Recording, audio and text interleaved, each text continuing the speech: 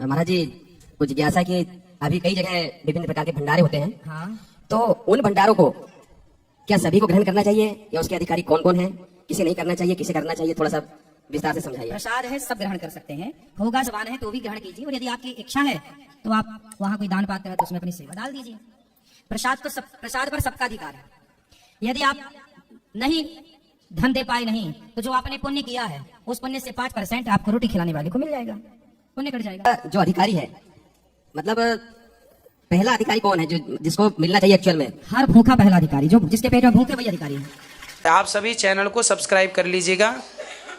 जो भी यूट्यूब पर देख रहे हैं चैनल को सब्सक्राइब कर लीजिए और शेयर कीजिएगा। राधे राधे दोस्तों, आज मैं आ चुकी हूँ आप सभी के समक्ष भक्ति में एक और वीडियो लेकर के। आज की प्रश्नोत्तरी वास्तव में बहुत ही मजेदार होने वाली है और साथ ही आप आज की प्रश्नोत्तरी देख करके हैरान भी हो जाएंगे, क्योंकि आज प्रश्नोत्तरी में इन्होंने किए गुरु जी से कुछ ऐसे सवाल कि गुरु जी भी कुछ देर तक चक्कर में पड़ गए कि ये पर्सन जो है ये क्या पूछ रहे हैं। तो आगे हम इस वीडियो में आप बने रहिए, वीडियो को स्किप मत कीजिएगा, पूरा देखिएगा, क्योंकि हो सकता है कि बहुत सारी ऐसी बातें हैं जो इस वीडियो के माध्यम से आपको भी सीखने को मिल सकती हैं। और जो लोग मेरे चैनल पर अभी नए हैं मेरे चैनल को सब्सक्राइब कर लीजिए। बिना देरी करे शुरू करेंगे आज का हम ये वीडियो। राधे राधे जी आपके चरणों में प्रणाम जी। हम छिंदवाड़ा मध्य प्रदेश से यहाँ वृंदावन पहुंचे।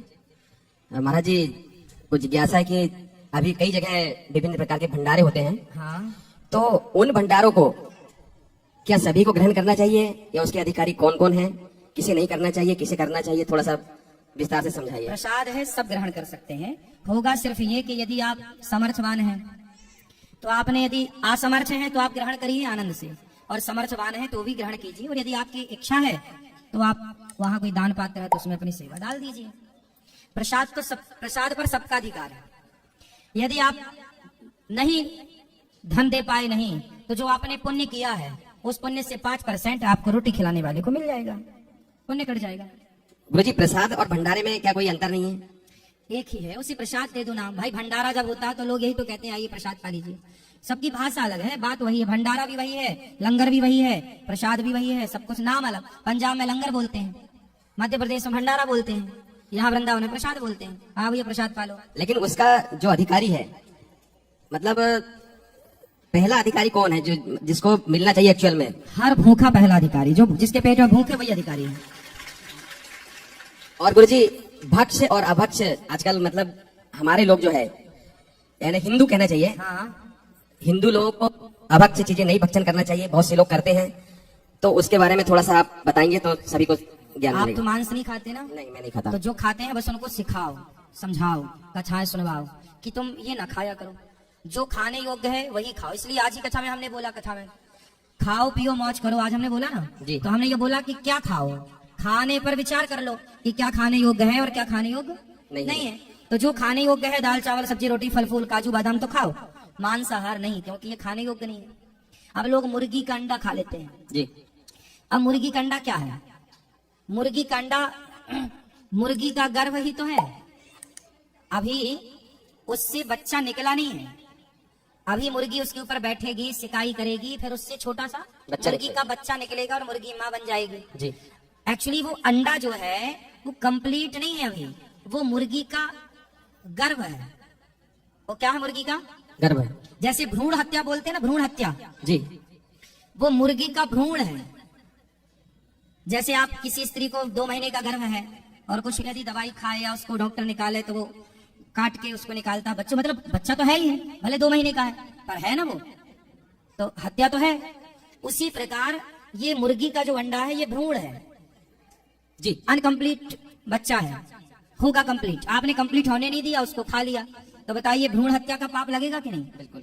और कुछ लोग कहते हैं अंडा तो शाकाहारी है। अरे भाई भ्रूण कैसे शाकाहारी हो सकता है? इससे बड़ी मूर्खता क्या होगी?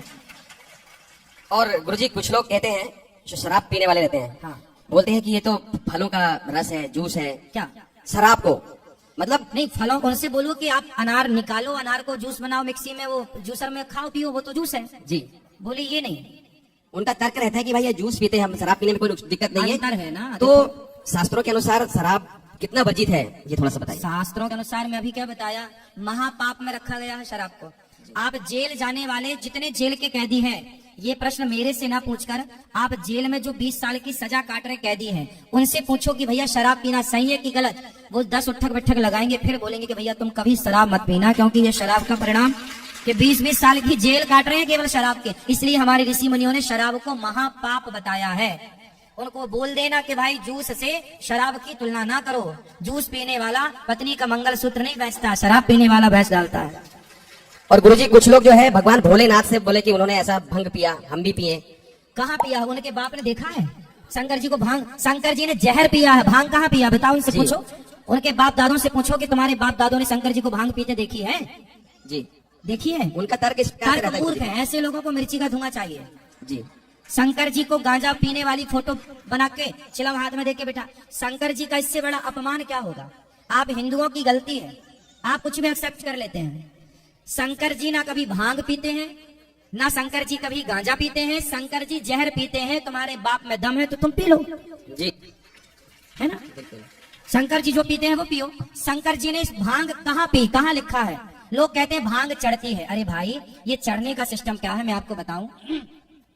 एक शराबी मेरे पास आया, बोले गुरुजी आज से मैं शराब नहीं पीऊंगा, ये शराब मैं आपके चरणों में चढ़ा रहा हूँ।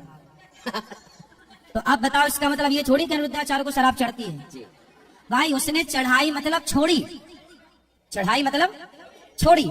अब शंकर जी के मंदिर में कोई शराबी जाए, है भोलेनाथ ये बोतल अब आप संभालो, मैं नहीं पीऊंगा शराब, ये भांग आप संभालो, मैं भांग नहीं पीऊंगा, ये गांजा आप संभालो, इस तरह चढ़ता है। जैसे भागवत जी में बोलता हूँ तो मैं बोलता हूँ कि भाई आप अपने सारे नशा भागवत जी को चढ़ा दो और यहाँ से बिल्कुल आनंदित होकर घर जाओ। शराबी शराब चढ़ाए, जुआड़ी जुआ चढ़ाए, तो अब कोई ताश की गड्डियां लेके आ जाए चढ़ाए भागवत जी में। जी भागवत जी में तो ताश चढ़ता है। अरे चढ़ने का मतलब ये है कि उसने आज से अपने इस गलत आचरण को छोड़ा है। ये तो शंकर जी पर भांग किसी ने इसलिए चढ़ाई होगी कि उसकी माँ ने 2 थप्पड़ मारे होंगे, क्यों रे भांग ज्यादा पीता है? तो माँ से बोला अच्छा तो मेरा विश्वास मान, ये मैं शंकर जी को चढ़ा रहा हूँ, अब से नहीं पीऊंगा। तो ये छोड़ने का है। अब ये कुछ लोग अरे शंकर जी पे भांग चढ़ी, शंकर जी पे चढ़ा, अब कुछ शंकर जी का नाम लेके गांजा पी रहे हैं। अब बताओ कहाँ शंकर जी ने गांजा पिया? इतनी मूर्खता भरी है, इतनी मूर्खता भरी है, क्या क्या करें। इन सबको मिर्ची का धुआं दें तो मिर्ची खत्म हो जाए। गुरुजी एक बार और फिर से, समर्थ व्यक्ति यदि भंडारा ग्रहण करते हैं तो जो भूखा व्यक्ति उसका पहला अधिकार है, आपने बताया, लेकिन अगर समर्थ है तो वो कहीं भी भोजन कर सकता है। कहाँ के लिए बात कर रहे हैं आप? कहीं पे भी भंडारा होते हैं।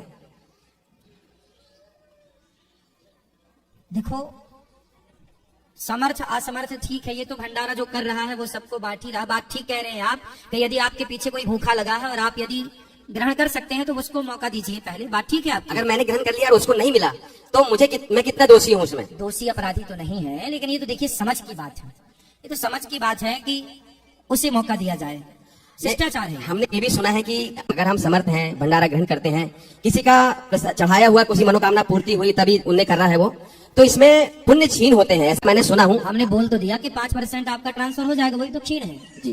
वो 5% कट गया आपका, 10% कट गया, बस यही है और क्या है। ठीक है गुरुजी, प्रणाम गुरुजी। क्षीण का मतलब यही है। तो कैसी लगी आपको आज की ये वीडियो? देखा आपने गुरुजी ने इनको कितने अच्छे से समझाया है। आपको क्या समझ में आया है ये आप मुझे कमेंट सेक्शन में बता सकते हैं। इसी तरीके की वीडियो के साथ मैं फिर हाजिर होंगी, तब तक कमेंट्स में लिखना ना भूलें। जय श्री मन नारायण।